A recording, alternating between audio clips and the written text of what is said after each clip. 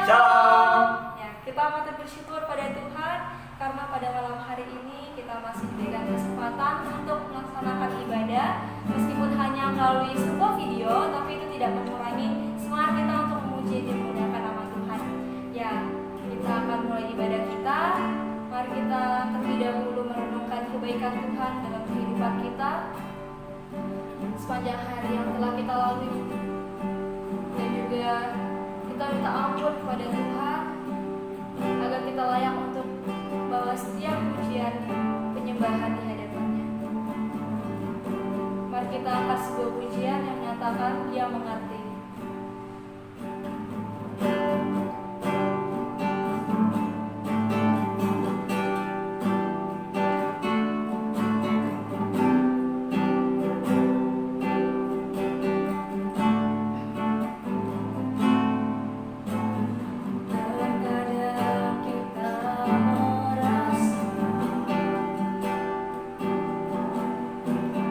Ada jalan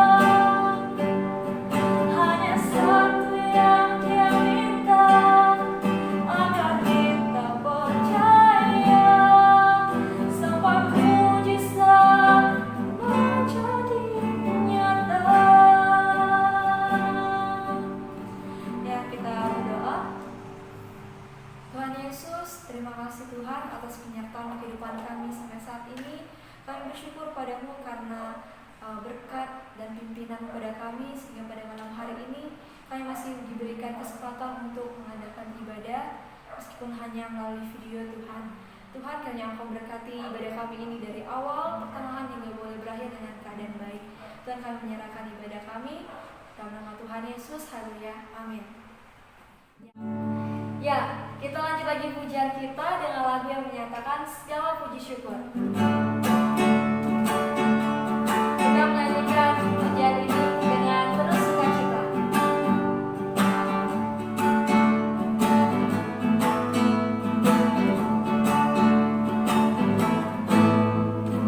Segala puji syukur hanya bagimu Tuhan, sebab Kau yang layak dipuja.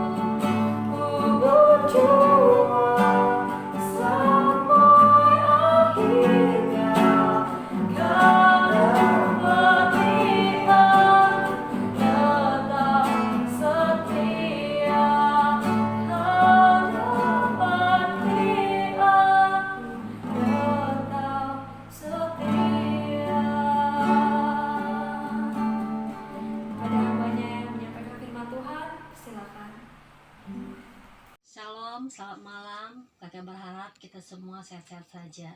Sebelum kita mendengar firman Tuhan, mari terlebih dahulu kita berdoa. Bapa di surga, kami bersyukur padamu ya Tuhan, buat kekuatan, kesempatan Tuhan berikan kepada kami, di mana kami boleh bersama-sama memuji nama Tuhan, dan saat ini kami akan merenungkan firman Tuhan. Untuk itu ya Bapak, berfirmanlah kepada kami. Di dalam nama Yesus, kami menaikkan doa kami dan bersyukur. Amin.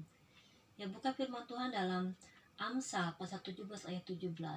Amsal 17 ayat 17.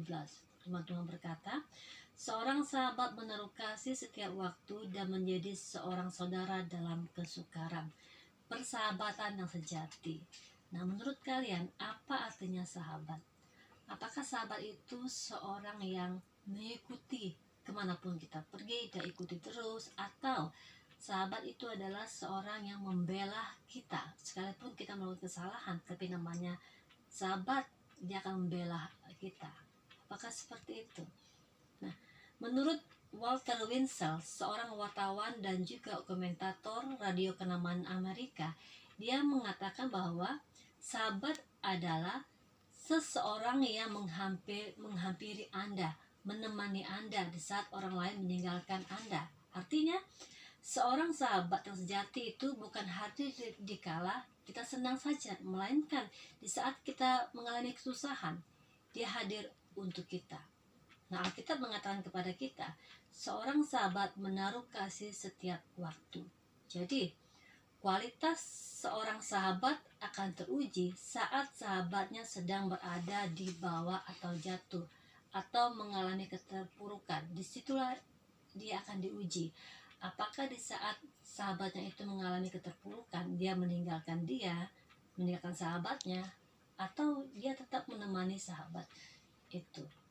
Nah, kalau kasih yang tulus, maka seorang sahabat dia akan tetap berada di sisi sahabatnya. Dalam segala apapun keadaan sahabatnya itu, dia akan tetap berada di sisi sahabatnya itu, memberikan support untuk dia, mendukung dia, memberi kekuatan kepada dia, dan mendoakan sahabatnya. Nah, selain itu, sahabat adalah orang yang tidak hanya sekedar menyenangkan hati sahabatnya semata-mata, tapi juga dia siap untuk mendengur sahabatnya. Kalau sahabatnya melakukan kesalahan atau kekeliruan, maka sebagai seorang sahabat, dia siap untuk menegur sahabatnya. Dan sebaliknya, sahabatnya itu juga, kalau sahabatnya itu melakukan kesalahan, maka dia juga akan menegur sahabatnya itu. Intinya, mereka saling menegur jika menemukan atau melihat temannya atau sahabatnya melakukan kesalahan. Tujuannya untuk apa? Tujuannya untuk kebaikan bersama-sama. Nah, tidak seperti Yudas Iskariot, meskipun secara kasat mata dia mendekati Yesus dan mencium Yesus, namun sesungguhnya dia menikam dari belakang dan mengkhianati Tuhan Yesus. Dalam Amsal pasal 27 ayat 6 mengatakan, seorang kawan memukul dengan maksud baik, tetapi seorang lawan mencium secara berlimpah-limpah. Nah, jadi sikap yang ditunjukkan oleh Yudas Iskariot adalah bentuk persahabatan yang palsu, penuh dengan kepura-puraan. Karena apa? Karena ada motivasi yang terselubung di dalamnya. Sedangkan kasih yang tulus itu adalah tidak mencari keuntungan untuk dirinya sendiri, melainkan senantiasa memberikan kekuatan, senantiasa memberikan damai sejahtera kepada sahabatnya sendiri. Jadi, sahabat yang sejati, selain dia siap untuk menegur sahabatnya jika sahabatnya melakukan kesalahan, sahabat sejati juga dia akan siap menjaga komitmen untuk tidak membuka rahasia pribadi sahabatnya kepada orang-orang lain. Nah, disinilah seringkali terjadi pertengkaran, bahkan perselisihan. Tak kala ada dua orang menjalani persahabatan, tetapi karena yang satu tidak bisa menjaga rahasia sahabatnya, dia menceritakan rahasia sahabatnya itu kepada teman-teman yang lain, sehingga terjadilah perselisihan, bahkan permusuhan dan lain sebagainya. Identik dengan kesetiaan. Nah, tanpa kasih, mustahil seseorang akan menunjukkan kesetiaannya dengan sungguh-sungguh kepada sahabatnya. Di dalam Amsal pasal 19 ayat 22 mengatakan, sifat yang diinginkan pada seseorang ialah kesetiaan, kesetiaan dalam persahabatan.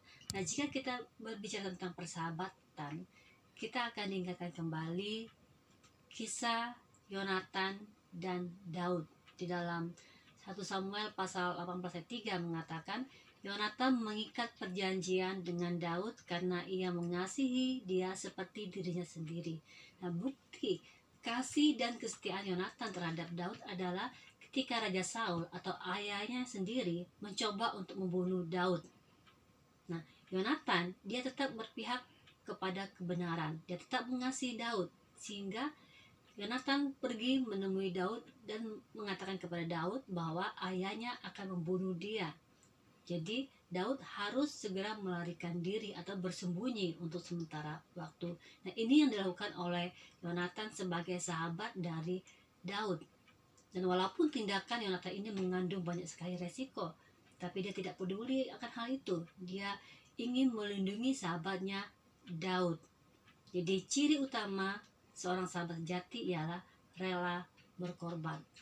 Nah, dalam Amsal pasal 18 ayat 24 mengatakan kepada kita, ada teman yang mendatangkan kecelakaan, tetapi ada juga sahabat yang lebih karib daripada seorang saudara. Nah, jadi adik-adik, bagi adik-adik yang sekarang ini memiliki sahabat, mari jalani persahabatan itu dengan ketulusan hatimu, saling mensupport, saling mengingatkan, saling menegur apabila sahabatnya ada melakukan kesalahan, bukan menjauhi dia ataupun menciptakan keburukannya kepada orang-orang lain, tetapi saling mensupport, saling mendoakan satu dengan yang lainnya. Karena kasih seorang sahabat tidak lekang oleh waktu, penuh dengan komitmen dan teruji kesetiaannya. Dan semuanya dilakukan bukan karena terpaksa, tapi penuh kerelaan hati dengan ketulusan hati yang didasari oleh kasih Kristus, di mana Allah telah lebih dahulu mengasihi kita dengan kasih yang kekal, maka kita pun harus mengasihi orang lain dengan kasih yang kekal. Mari kita berdoa. Kami mengucap syukur padamu ya Bapa, buat firman-Mu yang telah mengingatkan kepada kami tentang pentingnya persahabatan dalam kehidupan kami. Ajar kami untuk mengasihi seorang akan yang lain dengan ketulusan hati kami, dengan kesungguhan hati kami ya Tuhan. Terima kasih Bapa, berkati adik remaja kami dalam masa pendidikan mereka, bahkan juga dalam pergaulan mereka sehari-hari. Biarlah mereka boleh menjadi berkat bagi semua orang. Terima kasih Tuhan Yesus, ya doa kami di dalam nama Yesus kami menaikkan doa kami dan bersyukur. Amin. Ya, demikianlah firman Tuhan untuk kita pada malam hari ini. Selamat malam, salam. Ya, terima kasih pada hambanya yang telah menyampaikan firman Tuhan. Kiranya kita dapat menerapkannya dalam kehidupan kita sehari-hari. Dan kita akan mengakhiri ibadah kita pada malam hari ini. Kita akan menyanyikan sebuah pujian menyatakan, jangan pernah menyerah.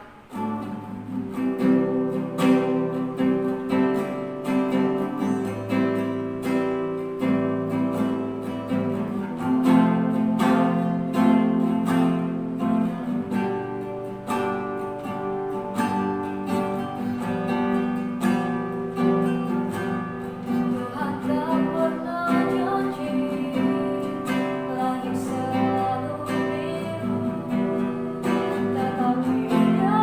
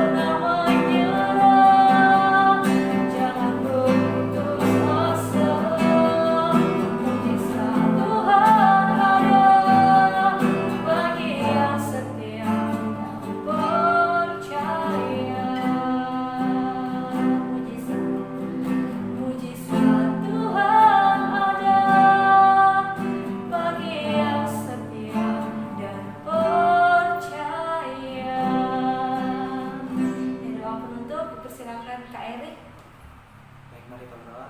Tuhan Yesus, terima kasih atas segala kami. Mungkin kami dari awal ibadah kami gak boleh berakhir dengan selamat Bapa. Kiranya apa yang kami lakukan, apa yang kami dengarkan pada kami Tuhan, sertai kami, berkati kami Tuhan Yesus. Mari serta ucapan syukur kami dalam Yesus. Haleluya. Amin. Amin. Ya,